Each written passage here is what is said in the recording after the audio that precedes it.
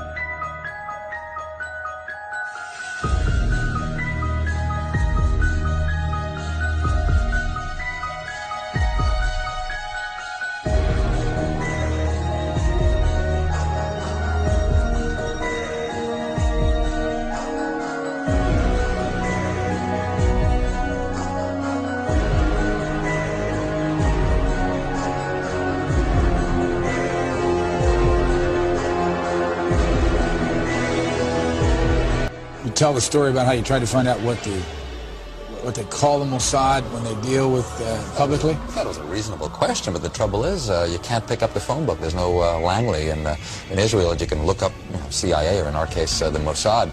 We thought we should ask, what shall we call it in English? You can translate the Hebrew words, as I said, Mossad is institute, but when they write a letter to their friends in the CIA or the British intelligence, what do they call themselves? It took a while. It was a matter of asking the Prime Minister's spokesman. The best you could do, because officially the Mossad is under the Prime Minister's office. And I think he sort of wondered why you want to know and all that, so we explained.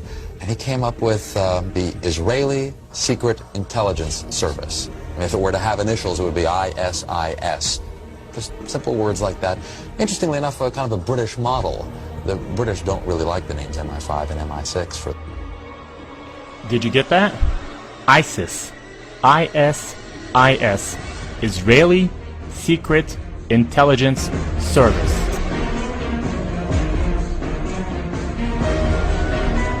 Because you already know where I'm going to go with this. Yes, he is Jewish and his name is Simon Elliott. Edward Snowden has already released documents proving that, and a French newspaper has already reported on this. But your Jewish masters in the US, especially your terrorist senator John McCain, will not allow it to be publicized. And here is the same Jewish terrorist Simon Elliott masquerading as a leader of the Islamic Caliphate. And here he is hanging out with your senator John McCain, orchestrating and funding the new terrorist group. This is all nothing but a charade. And do not think for a minute this is just an isolated incident. They have been doing this for a long time. It is time to round up and arrest the majority of US congressmen, senators, politicians, bankers, Wall Street executives, and corporate leaders, because they are all guilty of treason.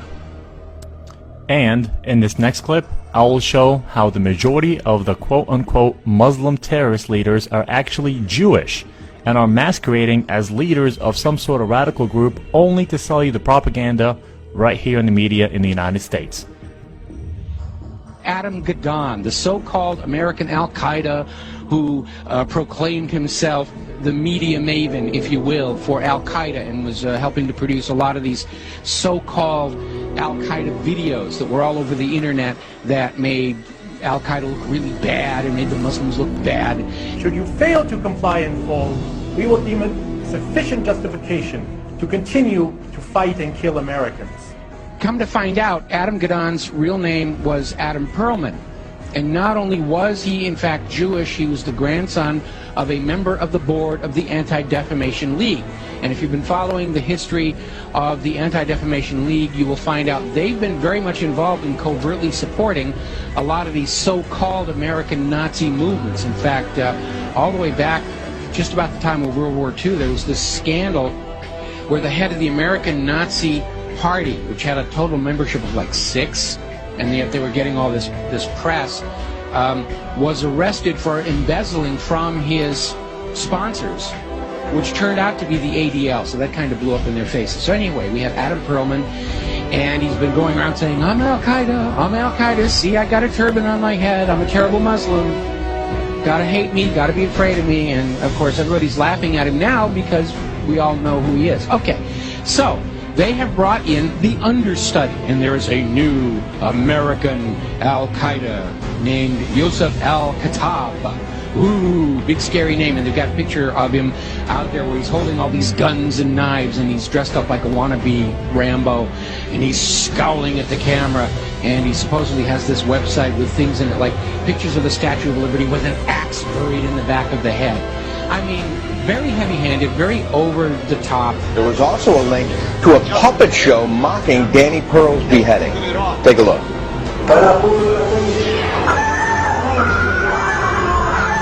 Oh, that's awful. You know, just looking more like a movie prop than anything else here. So, as it turns out, this is another fake. His real name is Joseph Cohen. He's a 39-year-old New York City taxi driver, as you mentioned. He called himself Yusuf Al-Khattab, but he was born Joseph Cohen here in America. He is a Jew. And he is another manufactured front to try and convince Americans that Al-Qaeda is actually here in the United States. This is why we've got to be doing this, doing surveillance on the American people and reading their email and listening to their phone calls and all this stuff, because you never know when we're going to...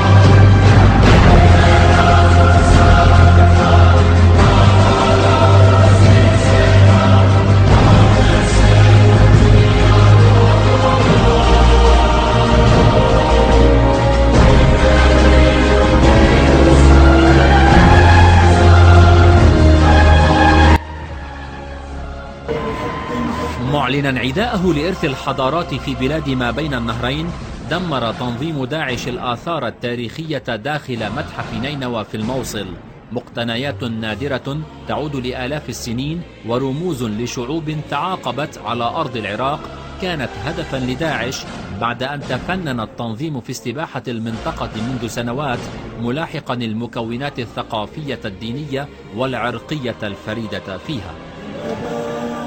وبزعم أن وجودها مخالف للشريعة، قام عدد من عناصر داعش بتحطيم تماثيل ومجسمات من الحقبتين الآشورية والفارسية، يحمل بعضها لوحات تعريفية تظهر أنها تعود إلى القرن الثامن قبل الميلاد.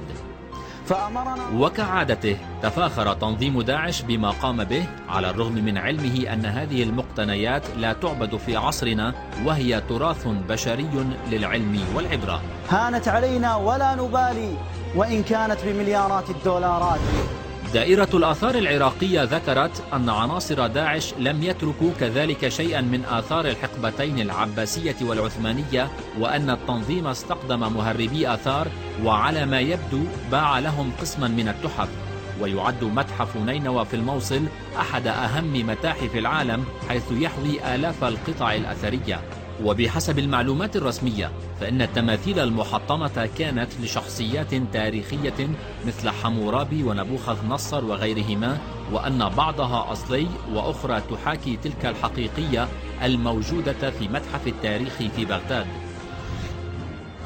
وكذلك التنظيم أقدم على حرق مئات الكتب والدواوين الخاصة بالشعر العربي وسط الموصل بدعوى أنها محرمة، كما عمم على أئمة مساجد الموصل ضرورة إزالة المنحوتات والعبارات التي تتضمن اسم النبي محمد صلى الله عليه وآله فيها.